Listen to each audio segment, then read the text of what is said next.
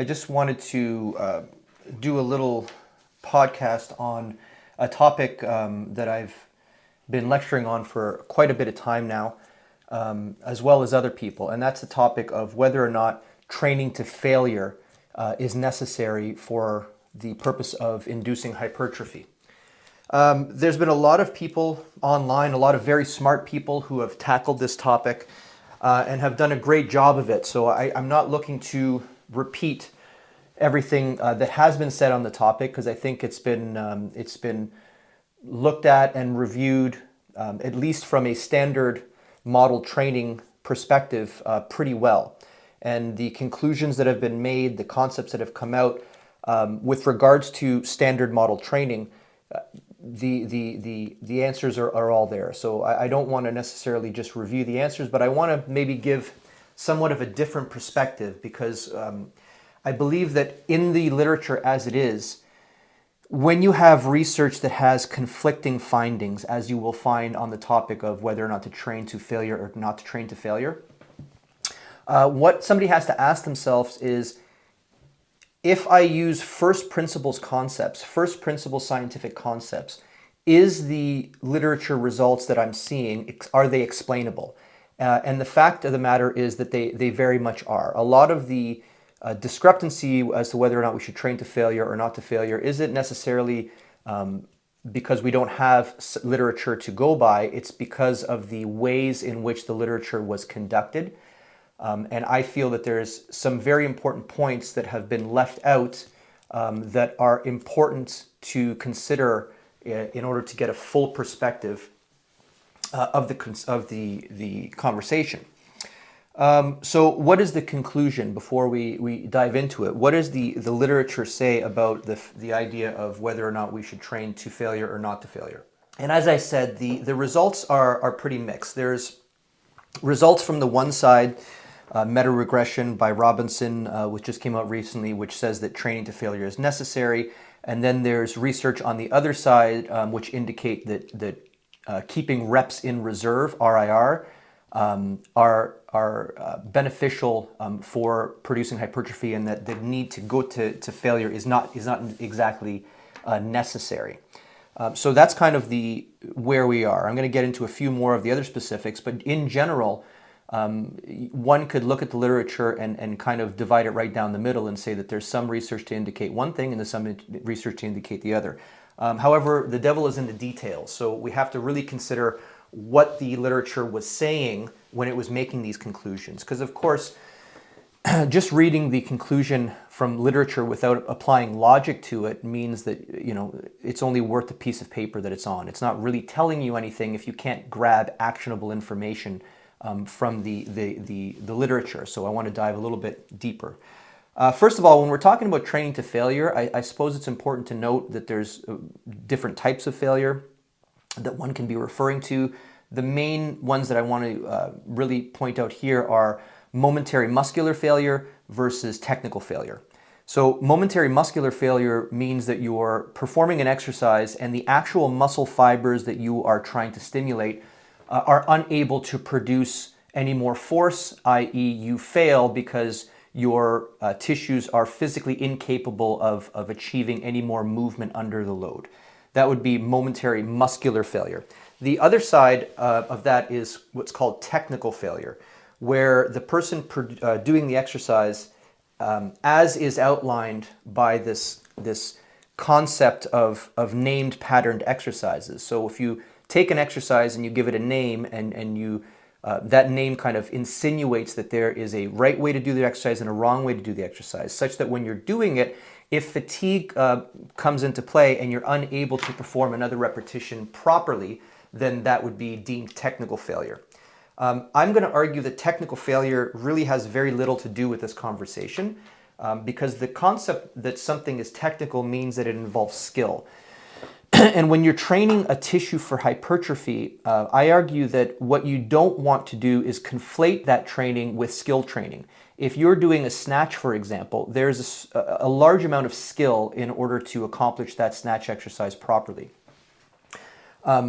So when you're doing the exercise, because part of the goal of the exercise is to be technically sufficient or to keep within the boundary conditions of the exercises, once the skill drops off because of fatigue, then you would be deemed at technical failure and you'd have to stop the set. However, we have to be very careful with what you're training for in that situation. When I'm training a snatch, the idea is to accomplish the goal, which is to get that bar over your head and having a successful lift. That's a completely different goal than when we're talking about tissue hypertrophy, where in that case the goal is simply the stimulation of the actual muscle fibers to induce them to grow. Which are two different things. So I'm going to leave out the concept of technical failure because I don't think it applies. I would never tell an Olympic lifter to fail purposefully on a lift. I'm not trying to train them to fail, I'm trying to train them to succeed. So technical failure gets into a concept which I find very unuseful for this topic, because when you're trying to hypertrophy, it's really a matter of what signal is being sent to the tissues and how do those tissues respond to the stimulus by way of tissue adaptation. The technical prowess of the individual in this case is not important. Whether or not they get the lift or not is not important. So you have to be very careful. If something is a technical pattern that you're training, let's say it's a sport-specific movement and you're trying to get faster at the movement or become more proficient at executing the movement, that is not the exercise selection that you would choose in order to induce hypertrophy. I believe them to be very separate. Other things to discuss. So another thing that we should discuss, which really, again, is very explainable from a first principle standpoint, is, are you training for hypertrophy or are you training for strength gains? The literature is pretty clear that if you are training strictly for strength gains, then training to failure is somewhat unnecessary. Now, why would that make sense? It would make sense because strength is really about your ability to contract the energy of the nervous system and put it into a particular movement whereby you're trying to execute that movement through speed. So the idea of speed is a much more important outcome measure when it comes to strength. I guess activation is another way to think of it. You can have people who are visually muscular that are weaker than someone who may not have the same degree of muscularity. Why? Because the strength concept is really a matter of the nervous system's ability to access tissue and then to allow that tissue to execute force under speed. So it's not really necessary in that case to train to failure because you're training two different things. Again, if you're training to failure, the concept is that you're trying to train the individual muscle fibers to fail in order to induce a signal that would indicate to the body that I require more of those fibers in order to create hypertrophy. With regards to strength, it's really a matter of how much tissue do you have access to and how fast can you execute speed through those tissues. That's very neurologically driven, whereas the hypertrophy question is very much mechanically driven, if that makes sense. So let's not conflate strength with hypertrophy. At a certain point, of course, if you gain more muscle, that allows you the ability to train for access to more of that tissue, which would in turn lead to more strength. However, as a one-to-one ratio, when you're training for strength, you're really trying to train nervous system function. And that's why when you have a beginner lifter or someone who hasn't been lifting for a long period of time, or someone who's new to lifting, the initial spike in strength that you get has very little to do with any changes in muscular size or number of muscle fibers or hypertrophy in general. It has almost everything to do with nervous system drive and the fact that inexperienced people have a lesser amount of ability to irradiate and to drive energy into tissues. So a lot of the initial strength gains that you get from training are simply you're getting used to it, you're getting more proficient in the skill of the lift, you're getting used to contracting your neurological energies into focused force outputs, so you're getting generally better at lifting. There's also the idea of the muscular strength deficit that should be understood as well in this regard. So there's two measures of how strong someone could be, let's say. You have your max strength and you have your absolute strength. Your max strength is referring to your voluntary ability to execute force through a displacement during a lift. So when I go under a bench and I'm going for a max bench press, whatever number I voluntarily get, or whatever number I can voluntarily get to, that would be my max strength. That is different from absolute strength. Absolute strength, you can imagine if I do the same bench press movement, but I somehow hook up electrodes into all of the tissues of my body that are being used to execute that bench press. And I can use those electrodes to maximally stimulate all of the anatomy that would be pertaining to that lift. That number would be a lot higher than your max strength. So your absolute strength will be a lot higher than your max strength. Max strength is pretty much questioning how much access to your tissues do you have with your nervous system, and how much nervous system drive do you have to utilize those tissues, versus absolute strength is like saying I've artificially made it so that you get access to 100% of your tissues during your lift. So you're going to be able to execute more force because you're using more anatomy in order to execute that lift. So there's a difference between absolute strength and max strength. Now that difference in time and with training can be smaller, whereas a beginner might have a huge MSD, muscular strength deficit. Someone who's an experienced lifter, power lifter, Olympic lifter, they might have a very, very small muscular strength deficit. And this goes back to the idea of the need to fail versus to not fail. If you're dealing with someone who's really working in millimeters of change and they're trying to drive that absolute strength higher and they're trying to use maximum strength training to do so, there's a very small window of opportunity there, in which case using failure would probably be a good idea in order to drive that anatomy to get further, which then can be filled in with neurology as you lift in time, which can start to jump up that max strength and that absolute strength. If you have a high absolute strength and a low max strength, if you have a big muscular strength deficit, there's a lot of room for improvement that can be neurologically driven. So you would expect that the necessity to go to failure isn't as high, because when there's a big gap, this gap has to be filled in with neurology, not just with anatomy. The closer you get to kind of a equal point between what your anatomy can give and what your neurology can call out of your anatomy, that's going to require higher amounts of stimulation in order to bump that significantly higher. Now, getting back to this concept of form, I think it's really important for people to understand that there's a difference between choosing an exercise that is patterned, that has a predetermined number of boundary conditions that are artificially placed on the exercise. You know, when you're squatting, you want your legs turned out at 30 degrees, and your coach might say, oh, your knee is coming in, push your knee out, or you're not getting your arms far back enough, or whatever the case may be.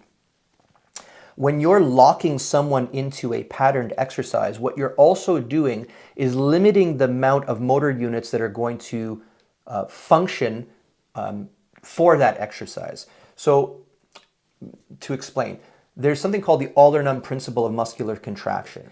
That Alder-Nunn principle doesn't refer to the entire muscle, though. People look at the bicep and they go, oh, that's one muscle, it's the bicep. But the bicep itself is made up of thousands of individual muscle cells, which in their own right have their own strength, stress, strain curve. They're their own muscles in their own right. So really, when you call something a bicep, you're saying I have a collection of thousands of muscles that are being surrounded by a slightly thicker layer of connective tissue called the epimysium.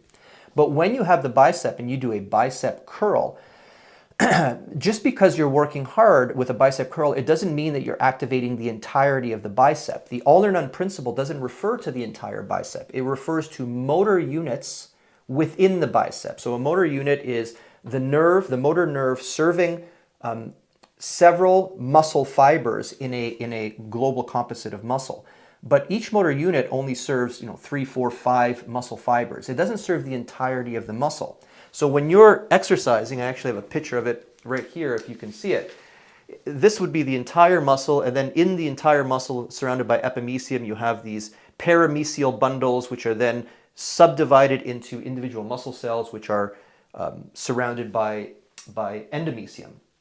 Now, when you contract a bicep with a bicep curl, depending on what angle you're using or what named exercise or pattern you're executing, you're not going to get activation of the entirety of the bicep. You're only going to get activation of certain motor units within the bicep that allow you to execute and to obtain your patterned goal.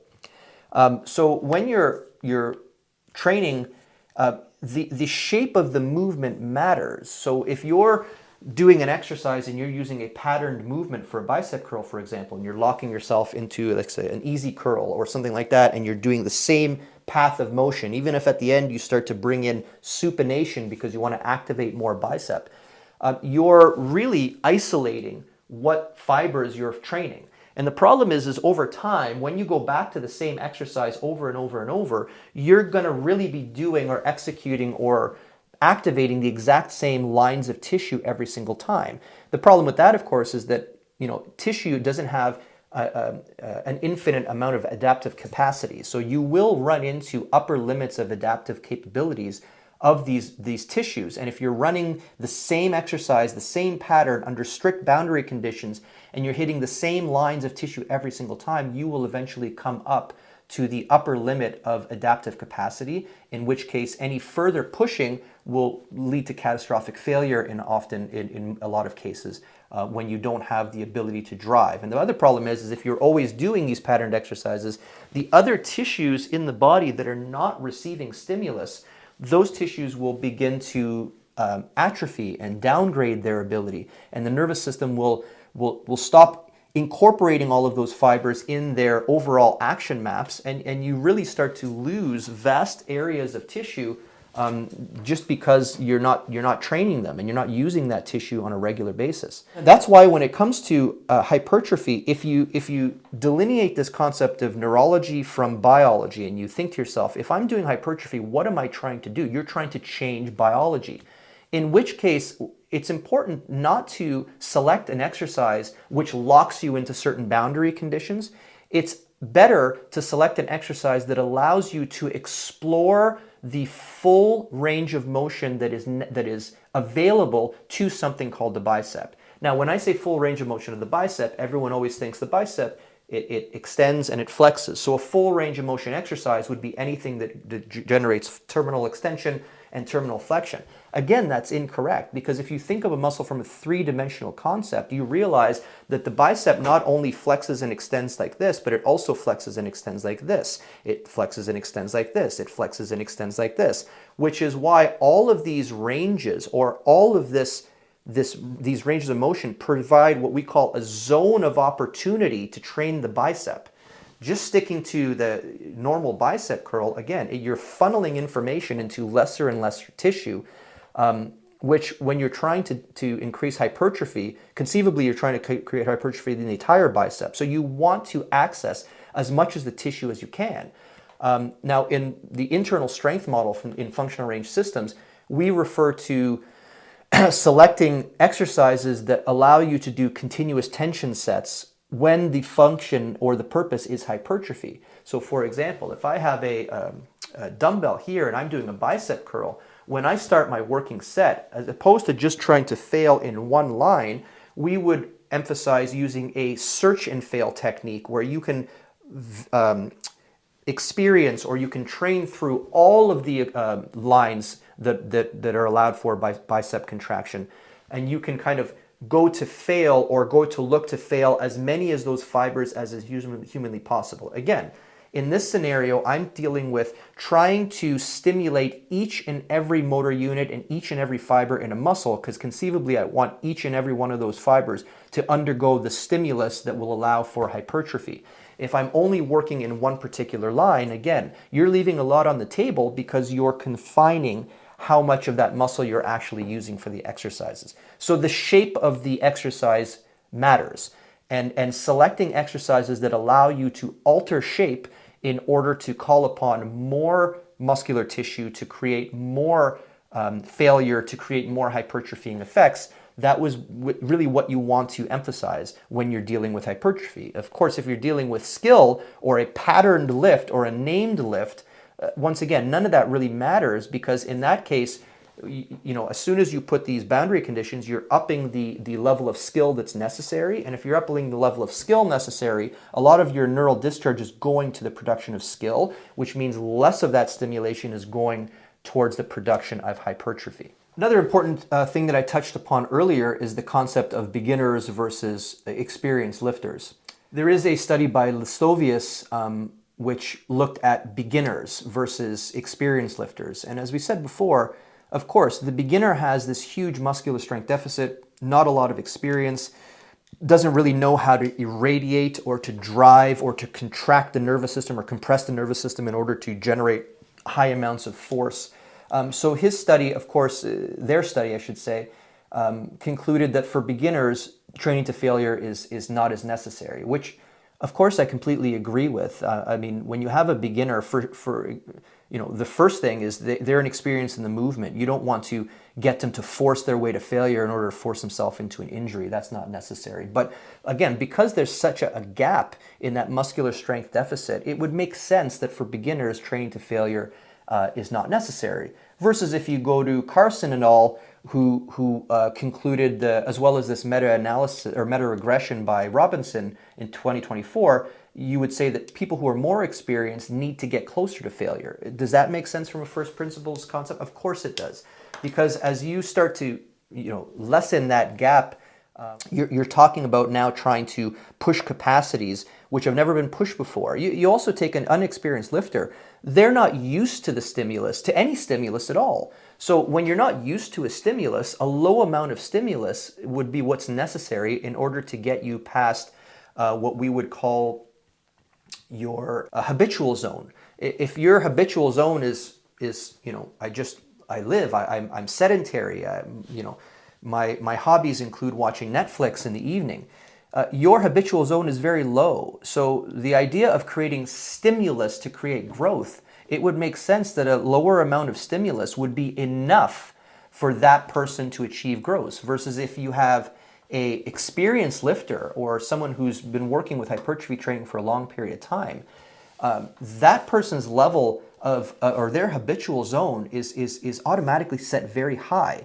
Now, if you look at the body, there's a habitual zone where your tissues always function in, and then you can consider exercises to be either stimulating or retraining, or you can put them into a detraining category. A stimulating category is used when we're trying to accomplish new things or to gain new things, in this case hypertrophy. So if you have a high habitual zone because you're an experienced lifter, in order to push that envelope of stimulating effect, you're going to want to push as close to failure as you possibly can. When you get to failure at that level, you're really indicating to your body, I'm trying to accomplish something. I'm trying to accomplish a movement under load.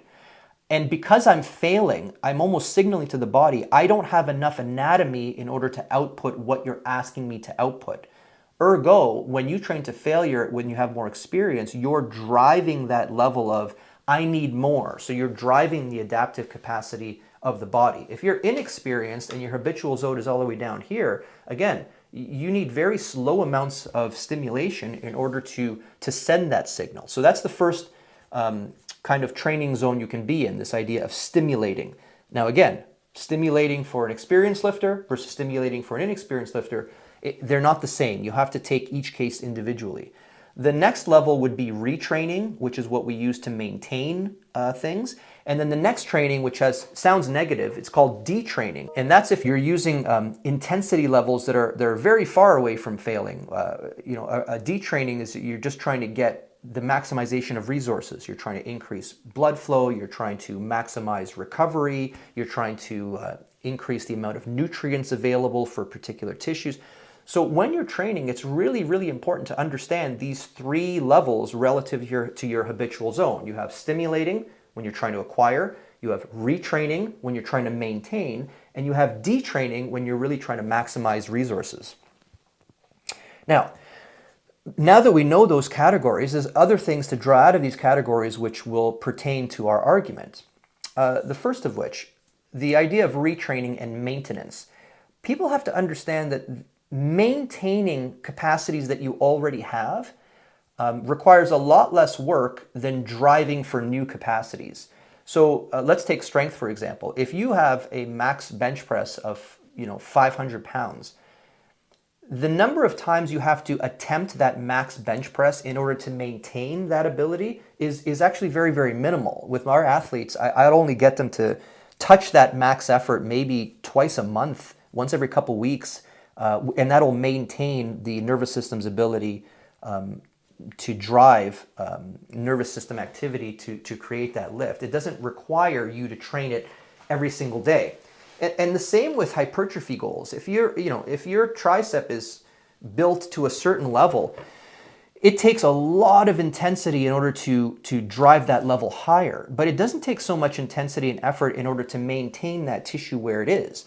So now we've got to start to think to ourselves, how many exercises are you trying to fail at? I mean, how many things are you trying to stimulate at once?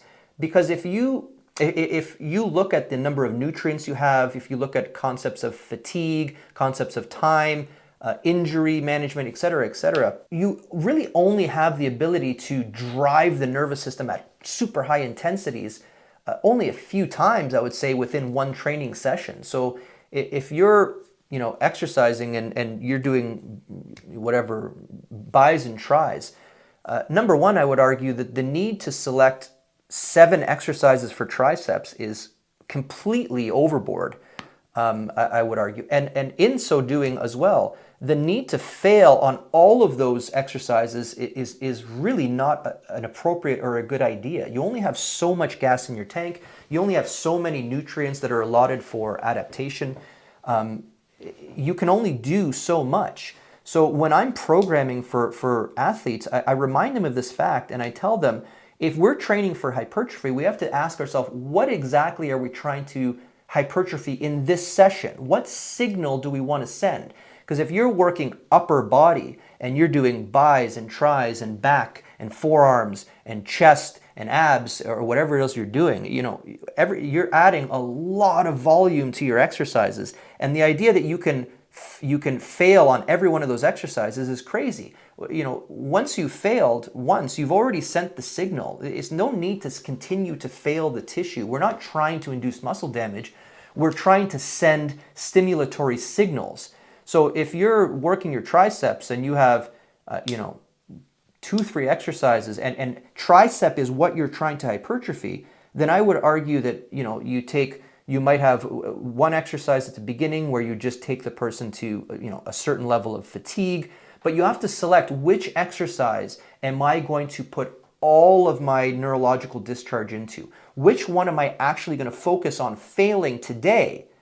And when you choose that exercise, try not to choose an exercise which is a patterned exercise, which makes you fail the same line of tissue. Try to choose an exercise which allows you to explore a variety of ranges of motion and a full zone of that tissue's capability, and then fail that set. Fail the set where a continuous tension set is possible.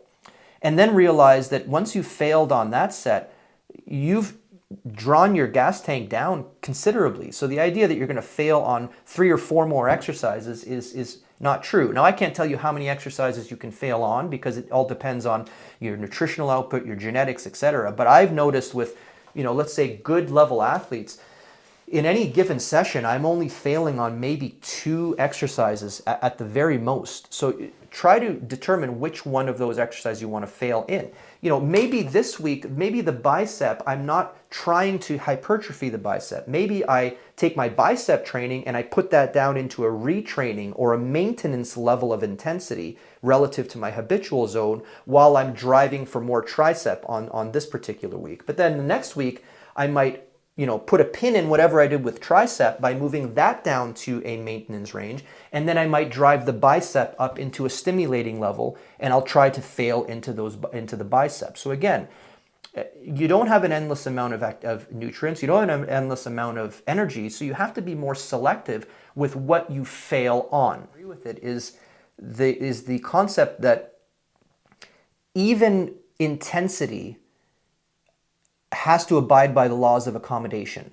So what is the laws of accommodation? The laws of accommodation is when you do something under force, your body will automatically try to accommodate to that stimulus by allowing you to achieve the goal you want, but using a lesser amount of energy in order to achieve that goal. So, you do your bench press. Once you do your bench press, the next time you do the same weight, your body is going to try its best to give you the output of achieving the bench press, but minimizing the amount of energy expended to achieve that goal. And that's true of every physiological principle. They all accommodate. Why? Because the body's goal is really not to adapt. The body's goal is to conserve energy. So whenever it can conserve energy, it's going to do so. That's why a smart person has said, when you're training, you have to alter the exercise stimulus in order to prevent the idea of accommodation. So you can't always select the same exercises, because the more you do a patterned exercise, the more your body becomes efficient and better at doing that exercise. And that's not what you want when you're training for a tissue goal like hypertrophy. You don't want the body to get used to the stimulus. You want the body to be shocked by the stimulus so as to induce this desire for the body to spend energy to create adaptation. So you can accommodate to a movement, you can accommodate to a range of motion, you can accommodate to an exercise, but you can also accommodate to intensity, which is why if you're used to training close to failure, might be a good idea to take a batch of time and train with reps in reserve, versus if you're training with reps in reserve, it probably will shock your system into further growth if you then move to training to failure.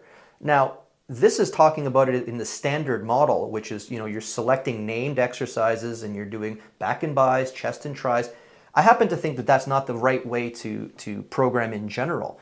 I happen to find it more effective to program with regards to what are the tissues that you're training and what is the goal in those tissues that you're trying to accomplish. Now, really, there's only 4 principles of strength, so to say. There's only 4 methods of strength training. You have the maximal effort method, where you're overcoming maximal resistance, let's say 90 to 100% of intensity in a particular lift. Then you have a dynamic effort method, velocity training, where you're overcoming a submaximal resistance, but you're moving at optimal velocities. Then there's a repeated efforts method to failure, where you're repeatedly overcoming a submaximal resistance through fatigue into failure, which is what I would consider the most effective for hypertrophy training. And then there's repeated efforts not to failure, where you're repeatedly overcoming submaximal resistance to fatigue, but not to failure. No matter what you do, you're only really ever working in one of these 4 categories. So you're training max effort method, or you're training dynamic effort method, you're training repeated effort methods, or you're training repeated effort methods not to failure. The key is using these inputs sparingly in order that you don't accommodate to the intensity of those inputs. If you're always training to failure, like any other stimulus of the body, if you take a drug, the first time you take the drug, the effect is the highest. Of course, if you continue to dose that drug, the amount of stimulus that is going to be given for every drug dose is going to start to go lower and lower and lower, because your body will accommodate to the stimulus. Similar with training. If you're looking at someone's program and you're seeing, oh, we're doing max effort to failure, repeated effort to failure, repeated effort to failure, repeated effort to failure, repeated effort to failure, there is not enough adaptive capacity to do all those things. So what we need to do is we need to cycle these things through the program, which is what I was referring to before. On today, if I'm doing, let's say, back and bis, there's probably only a couple exercises which I'm going to want my client to go to failure in. The other exercises, I'm going to tell them, I don't want you to train to failure. I want you to keep reps in reserve.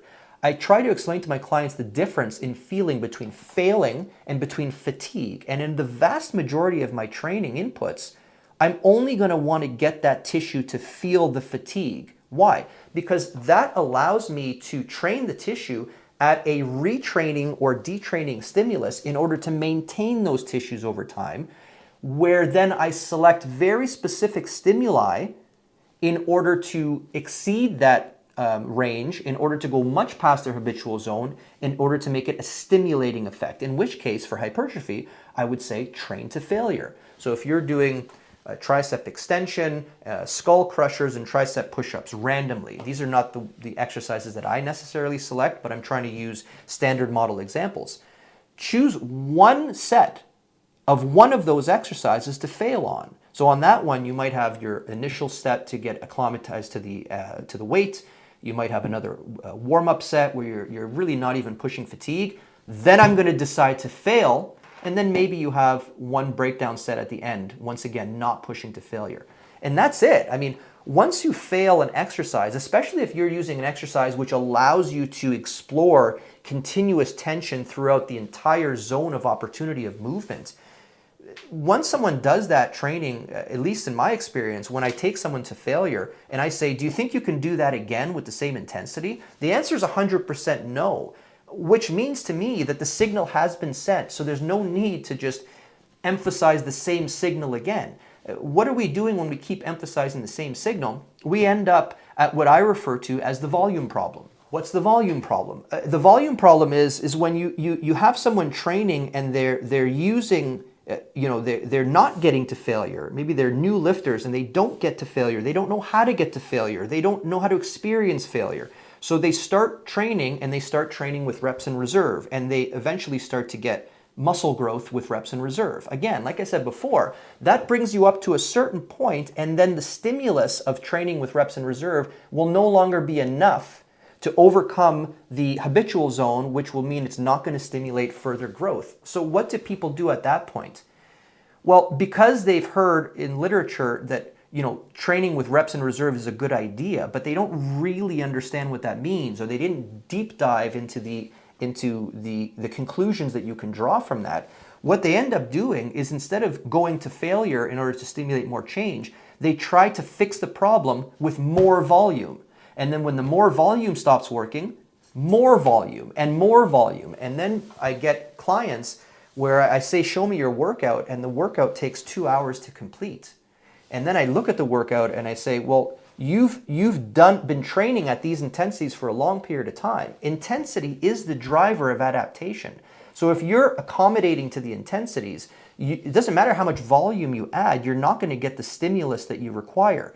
The back end of that problem is that, from my experience in sports medicine, further volume usually leads to more tissue damage and leads to further injuries. And I'm going to point out that in the literature regarding failing or not failing, at no point is it mentioned or discussed or considered the concept of injury management or the concept of trying to avoid injury. They're just doing the studies, using standardized exercises to try to see hypertrophy yes, hypertrophy no. But they're not considering what the effect of excessive volume is on tissue. And I can tell you the effect of excessive volume on tissue is when you start to exceed the adaptive capacities of the tissue, that tissue starts to become damaged over time, and then you get the repetitive strain injuries that we know to happen with people who train. So you have to be very careful with that. Another thing is with regards to training of athletes versus non-athletes. The athletes have a lot of volume in that they not only have to train in the gym, but they have to also undergo forces on the playing field or on the ice. A good example is that if you're doing batting practice for baseball, you're hitting a projectile at the end of a very long moment arm. When you're doing that over and over thousands of times, people don't think of it because they think of that as skill training, but you are accumulating volume on tissue. And then you're going to go from that batting practice into the gym, where oftentimes the trainer is going to give you rotational exercises because that's so important for baseball. But you just did an hour of rotational exercises and volume at the batting cage, and now you're going to do another hour and a half of more volume in the gym. And you can see how very quickly we start to exceed adaptive capacities, and we start to induce injuries into athletes because we're butting up against this volume problem. Another thing to say on this topic is, when you're talking about athletes, they have to do a lot of other training. So of course they're adding more volume. But if you're talking about a strength athlete versus a non-strength athlete, then the question changes again. Why does it change again? Because if you're a power lifter, when you're training, you're mixing your strength work with your skill work, because it's the same thing. Powerlifting, you're benching, deadlifting, and squatting. Those are your exercises and those are your skills. So you're combining skill training with your strength training, with your hypertrophy training. But if you're a hockey player, you don't have that ability. You have to get your skill work in on the ice or in any other speed work that you're doing, and you also have to stimulate in the gym, but they're not the same thing. So you have to be very careful with those athletes. With those athletes where strength is not the main goal, you don't want to train them like a power lifter. So the volumes are going to change, the types of things they're going to do are going to change, and you also want the biggest bang for your buck. So when I'm taking a pro athlete, I don't have 2 hours to spare in the gym. I need them to put that work with the skill coach on shooting, on passing, on checking, on whatever.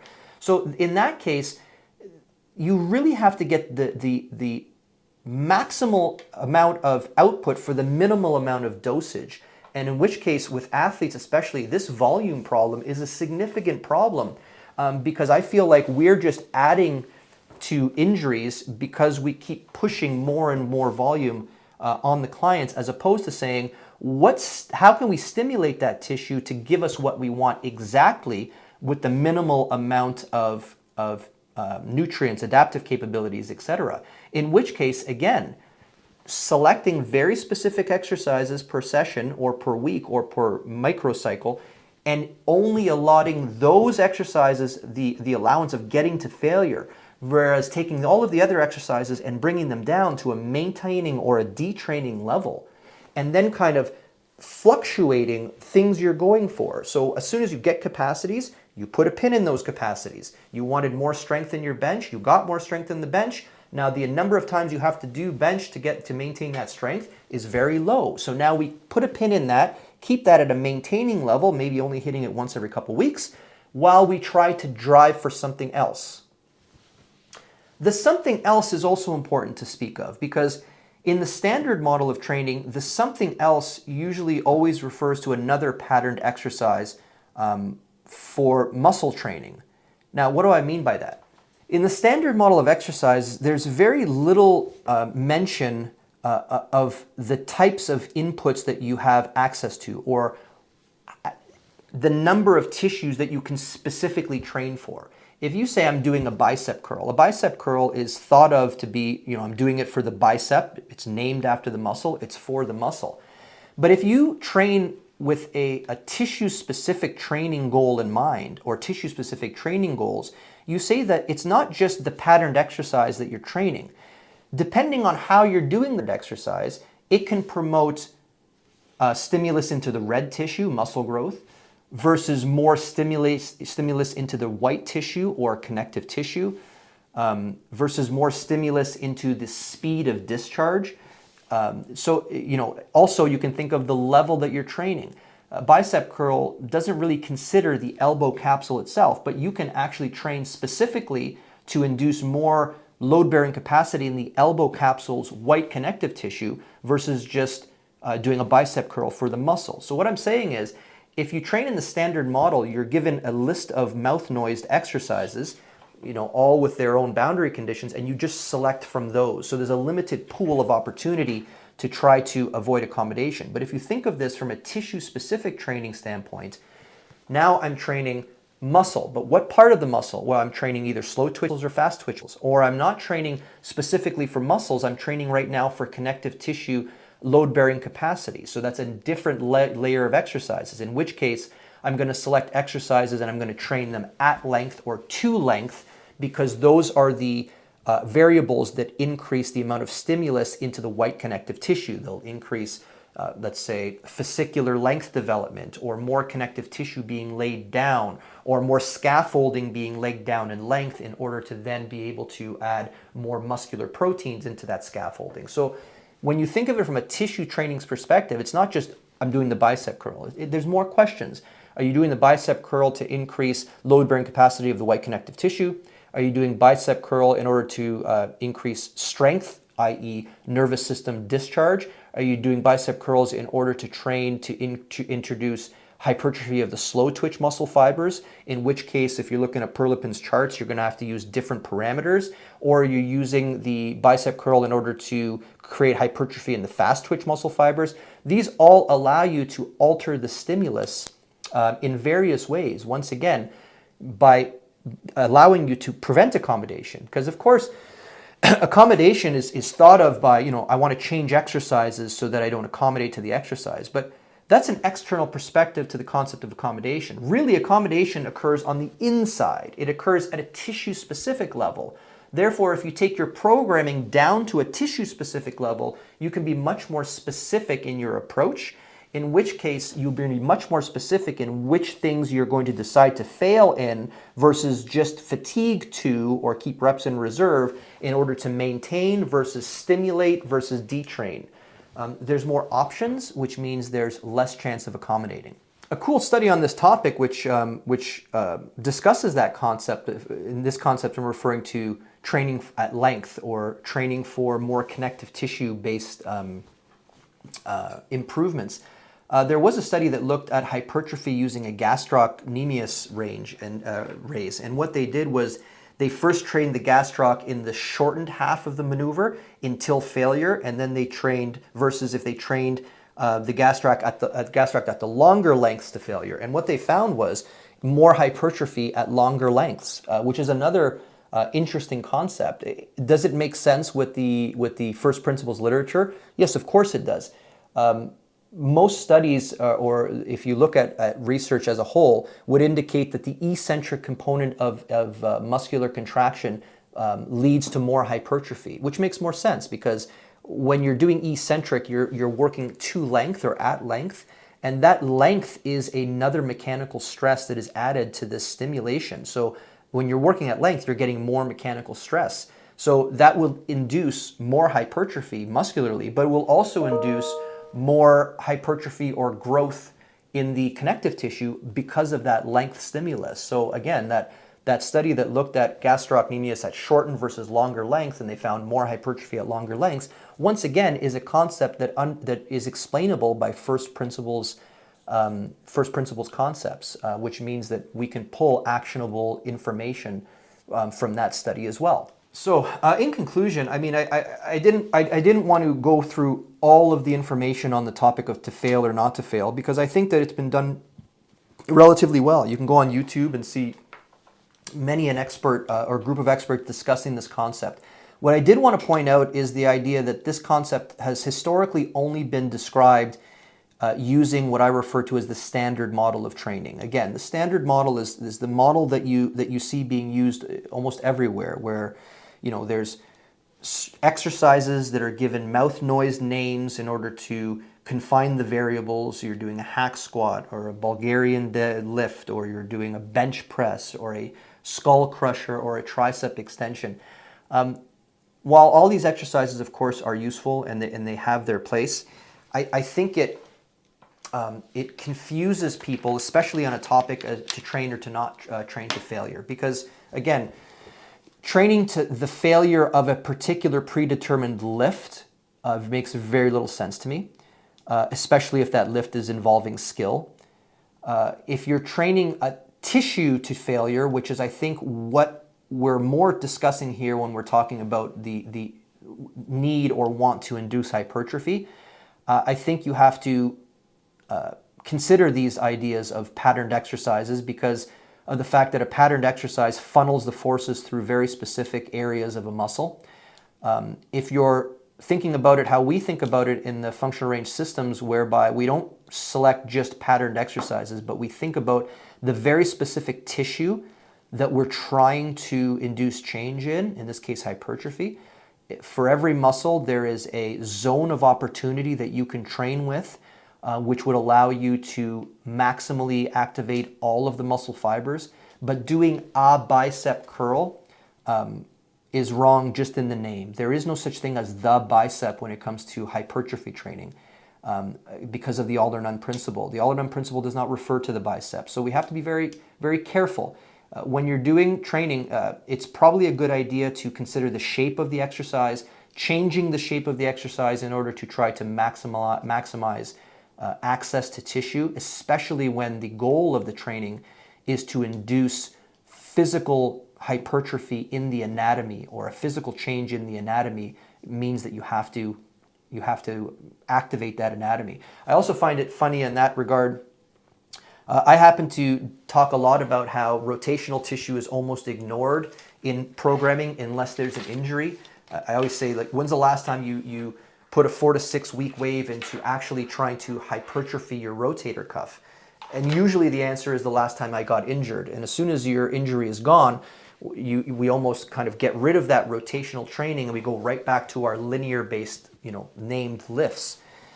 But if people are so worried about losing hypertrophy and mass from a week-to-week basis, which I don't think is necessary if you're training to maintain it, then what does that say to the rotator cuff of the hip or of the shoulder, which hasn't been given direct stimulus for months or years at a time? You would have to assume that because that tissue is not being stimulated in a level above and beyond the habitual zone, that tissue would atrophy in time, which it 100% does. You can't have it both ways, right? So I know that people are like, I got to get my tricep work in. I got to kill my triceps this week. I got to fail my triceps until I feel the DOMs the next day. But you don't, right? You only need to choose failure if you're trying to really stimulate muscular tissue growth and hypertrophy. But you can't hypertrophy everything at the same time, which gets back to my other point. You have to be very selective because you only have a certain amount of time. You're managing fatigue. You only have a certain amount of exercise time allotted to that, especially if you're an athlete whose job is not just strictly strength sport. There's a lot of things to consider. So I hope that this discussion has kind of helped people to understand the direction that I'm coming from when I'm programming my athletes. The idea of thinking about this more from a tissue-specific standpoint versus just a generic pattern training standpoint. The idea that muscles are not one thing, they're thousands of things. So the shape of your exercise and altering the shape of the exercise in order to increase access is very important. The difference between strength and hypertrophy, again, strength is you're dealing mostly in neurological drive and discharge and access to tissue versus hypertrophy where you're trying to stimulate tissue to actually grow or not grow. The idea that there's habitual zones, stimulating retraining and detraining intensities that have to be scattered throughout your programming in order that you're not accommodating to those intensities. All of these concepts, the concept of the volume problem, the concept of injuries, which is not really discussed, all of these problems have to be considered when you're trying to decide this question ultimately of should I use training to failure or not to failure. And it's not as easy, unfortunately, as various people make it sound. And drawing conclusions from the literature as it is without adding these logical questions can really lead to problems in programming that can lead to injury or at the very least not getting the gains that you're intending to or that you want to gain.